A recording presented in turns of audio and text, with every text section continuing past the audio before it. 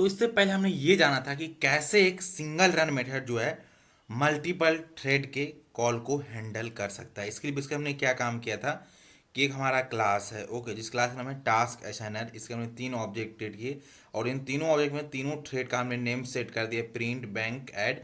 और यहाँ से हमने स्टार मेथड को कॉल कर दिया। और जब इस पर्टिकुलर क्लास के अंदर आइएगा, यहाँ पर आप इस टास्क असाइनर के पास वहाँ पर रन मेथड है।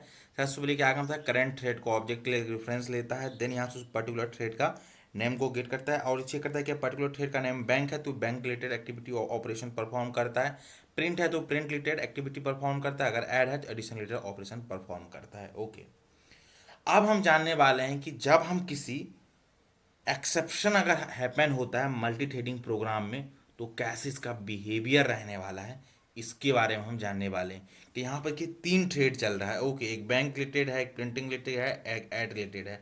इसी में से किसी एक थ्रेड पास हम क्या काम करते हैं, एक्सेप्शन को जनरेट करेंगे, ओके। और उस समय इसका हम बिहेवियर को नोट करेंगे। क्या अगर इस पर्टिकुलर ऐड मेथड में अगर एक्सेप्शन 100 हो, क्या ये प्रिंट मेथड चलेगा कि वहीं पे रुक जाएगा, बैंक मेथड चलेगा कि रुक जाएगा, और ये दोनों सक्सेसफुल हो जाएगा और केवल बैंक वाला मेथड नहीं चलेगा, ओके। तो ऐसी क्या सिनेरियो होने वाली है, इन चीज़ के बारे में भी प्रैक्टिकली समझने वाले हैं, ओके। तो सबसे पहले हम क्या काम करते हैं, बैंक वाले पर्टिकुलर क्लास में आते हैं और यहाँ से बैंक वाले में ना आकर एडिशन वाले में चलते हैं और वहाँ पर हम क्या काम करते हैं, एक्सेप्शन को जनरेट करते हैं, ओके। देखिए एडिशन वाले में क्या हो रहा है, एडिशन स्टार्टेड हो गया, enter first number second number, इन दोनों को सम करा। लेकिन अब हम क्या करेंगे, इसको सम ना कराकर जो फर्स्ट नंबर है उसको हम जीरो से डिवाइड कर देंगे। अब हम जानते हैं कि जब हम किसी नंबर को जीरो से डिवाइड करते हैं तो we will get some exception, okay. तो अगर ये एक्सेप्शन जनरेट करेगा तो इसका बिहेवियर कैसे वाला है, इसको हम यहाँ पर नोटिस करने वाले हैं, ओके।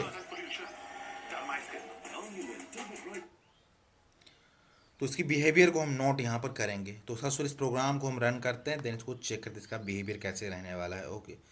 राइट ए जावा प्रोग्राम पर हिट कर दिए, रन ए जावा प्रोग्राम हमारा हो गया। देन यहाँ से देखिए क्या हमको रिक्वायरमेंट कह रहा है। इसका बैंकिंग स्टार्टेड हो गया, प्रिंटिंग स्टार्ट हो गया, प्रिंटिंग इन प्रोग्रेस है, एडिशन स्टार्टेड हो गया, प्रिंटिंग कंप्लीट है, प्रिंटिंग ऑपरेशन परफॉर्म हो गया। अब एडिशन एंड बैंकिंग दो इंटर इन प्रोग्रेस है, इन दोनों को इनपुट चाहिए तो चलिए इनको इनपुट दे देते हैं। पासवर्ड भी हो गया, सेकेंड नंबर भी इनको दे दिए, ओके। अभी कह रहा है एंटर सेकेंड नंबर। अब देखिए जैसे ही मैं सेकेंड नंबर दूंगा तो उसको क्या रहा है, exception in thread add Java dot lang dot arithmetic exception by zero. इसने क्या किया कि एक्सेप्शन एक थ्रेड यहाँ से जनरेट कर दिया और यहाँ पर देखिए दोनों ऑपरेशन परफॉर्म हो गया। हमारा एडिशन का भी सक्सेसफुली परफॉर्म नहीं हुआ, बैंकिंग का कंप्लीट हो गया एंड प्रिंटिंग, ये दोनों ऑपरेशन सक्सेसफुली हो गया। और केवल जो हमारा था मेथड ये नहीं सक्सेसफुल हो। तो इससे ये क्या सिद्ध होता है कि अगर मल्टीपल थ्रेडिंग में किसी भी टाइम एक्सेप्शन हैपन होता है तो केवल और केवल वही थ्रेड एब्रप्टली टर्मिनेटेड होता है जिसमें एक्सेप्शन जनरेट होता है, बाकी रिमेनिंग जो थ्रेड है वो एज इट इज वर्क करेगा, ओके। अगर कोई यूजर डिफाइंड एक्सेप्शन हैंडलर है तो वो हैंडल करेगा, नहीं तो बाय डिफॉल्ट थ्रो कर देगा एक्सेप्शन, ओके। अब यहाँ पर देखिए क्या कर रहा है कि एक्सेप्शन हमने हैंडल नहीं किया, इसलिए अपने को एक्सेप्शन जनरेट हो रहा है।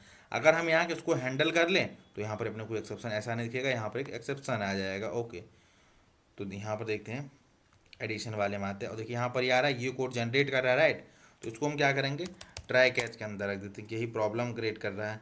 तो यहाँ ट्राई कैच के अंदर गए और इस कोड को यहाँ से हम कॉपी करते हैं और इसको सिंपली हम ट्राई के अंदर पेस्ट कर देते हैं। और जब हमारा ये एक्सेप्शन जनरेट करेगा उसके समय हम एक मैसेज यहाँ पर दे देते हैं उसके लिए करस्पॉन्डिंग, ओके। सीस आउट करते हैं और यहाँ पर लिखते हैं some exception happen at add method. हमने ये यहाँ से एक एक्सेप्शन को मैसेज थ्रो कर दिया, ओके। तो अपने को प्रॉपर, क्योंकि जैसे यहाँ पर एक्सेप्शन जनरेट होगा इस पर्टिकुलर में तो ये हैंडल कर लेगा और ये पर्टिकुलर मैसेज चलाएगा, ओके। तो चलिए प्रोग्राम को अगेन रन करते हैं। अब अपने को यहाँ पर कंसोल पे स्क्रीन पे ना दिखकर एक हमें एक्सेप्शन हैंडलर को डिफाइन कर दे कि पर्टिकुलर कोई एक्सेप्शन जनरेट हो तो ये हैंडल कर ले, ओके।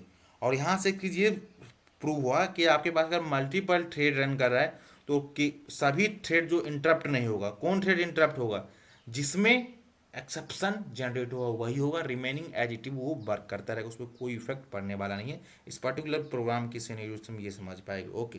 यहाँ देखिए प्रिंटिंग स्टार्ट हो गया, प्रिंटिंग इन प्रोग्रेस हो गया, addition started, enter account number, enter first number, enter second number और एंटर पासवर्ड। जैसे यहाँ पर किया और देखिए यहाँ पर कलेक्ट योर मनी है, banking completed, some exception happen at add method and addition completed.